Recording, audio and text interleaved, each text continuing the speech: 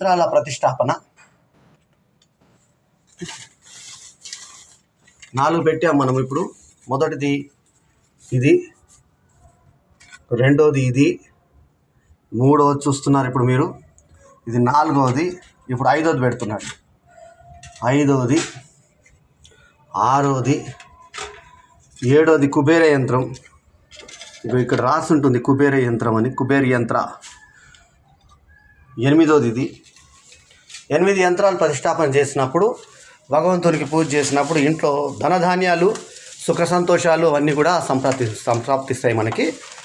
ఈ సంప్రాప్తించడానికి కోసం రోజు ఈ యంత్రాలకి మరి ఇసుక పోసి, వీటి మీద ఇసుక పోసి మనము దేవాలయంలో పెట్టుకుంటాం అనమాట, అంటే పూజ గదిలో పెట్టుకుంటాం. ఇది ఈ యంత్రాల గురించి. ఈ వీడియో కనుక మీకు నచ్చితే లైక్ చేయండి, కామెంట్ చేయండి, షేర్ చేయండి. మా ఛానల్కు తప్పకుండా సబ్స్క్రైబ్ చేయండి. ఎల్లప్పుడూ మీ ఆదరాభిమానాలు ఆశించే మీ ఆల్రౌండర్ స్టార్ బల్లెం వేణుమాధవ్. నమస్తే, జై హింద్.